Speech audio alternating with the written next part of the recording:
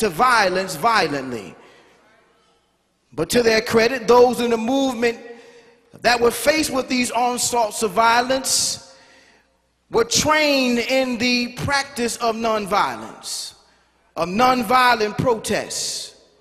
Dr. King spoke and taught often about the tenets of nonviolence that he learned from the life of Gandhi. Dr. King knew that the inevitable violence that was to come as a result of the movement might serve as a distraction or a deterrent from reaching their goal of obtaining the prize. And what was the prize, you might ask? Well, that prize was equality and justice for all of God's children. That prize was the elimination of segregation and discrimination in this country and our world. That prize was one day being judged by the character, by our character, and not the content of our character, and not the color of our skin. That prize was being able to live where we want to live and drive what we want to drive. That prize was one day being able to gather by the hundreds of thousands and millions at our nation's capital and witness the inauguration of the first African-American president of the United States. That was their prize. And to our forefathers, this prize was worthy of the struggle. This prize was worthy of the humiliation. This prize was worthy of the degradation. This prize was worthy of jail. This prize was worthy of death threats. This prize was worthy of even death itself. Because I believe Dr. King also said at one point about the movement, if a man hasn't found a cause in which he will lay his life down for, he isn't fit to live.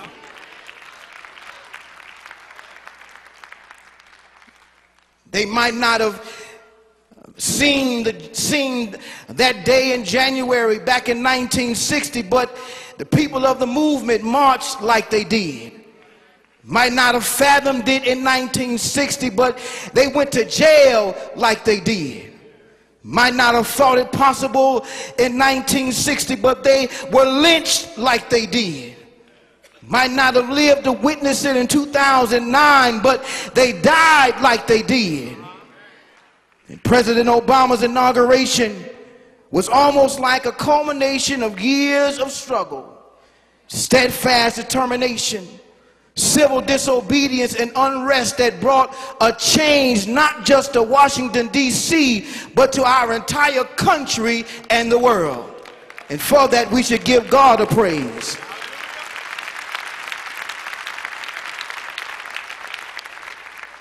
Yes, we are extremely proud of President Obama and the tremendous accomplishment of him becoming our nation's 44th president.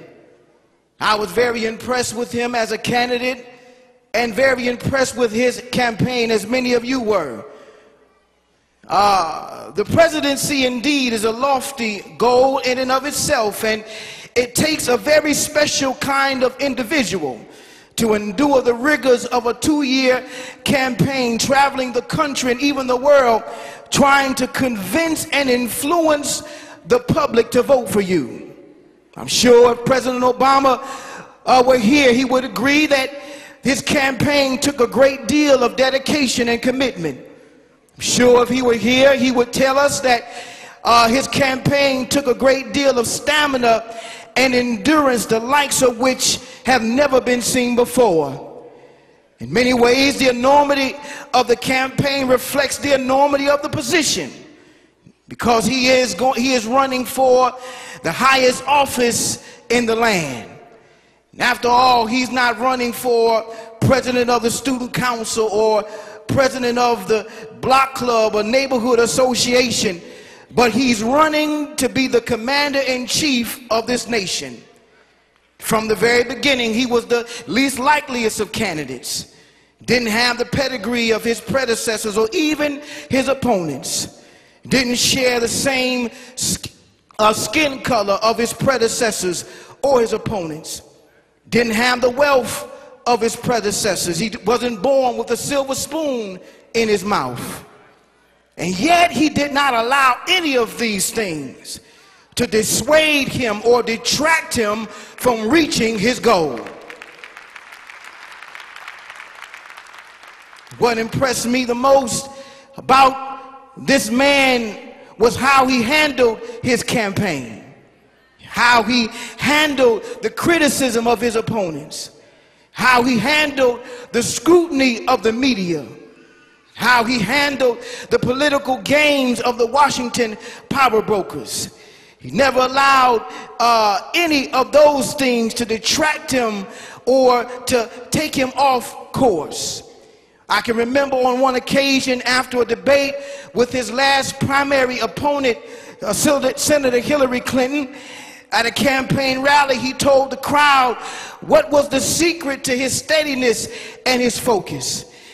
Senator Barack Obama at the time told that crowd at that rally that what he would do in the midst of all of the mudslinging, in the midst of all the dirt that was being thrown, he would just brush his shoulders off. He would just continue to brush the dirt off of his shoulders. And I don't know about you, but I take my cue from President Obama, because in life you're going to have those folk that's going to hate on you. You're going to have folks that don't like you and going to talk about you and throw mud and sling mud your way. But just brush the dirt off of your shoulders and keep moving. Do I have a witness in this place? You hang with me, I'm going somewhere. I'm sure if you ask President Obama, what kept you focused? What kept you from losing your cool? He would tell you the same thing that kept him focused was the very thing he was trying to achieve, and that was becoming the President of the United States. And to him, the criticism was worthy of the prize. To him, the mudslinging was worthy of the prize. The false accusations was worthy of the prize. The hatred and jealousy was worthy of the prize. And once that prize was realized, President Obama possessed it not with arrogance and not with pride, but he possessed it soberly, and he possessed it thankfully, not just to those who worked on his campaign or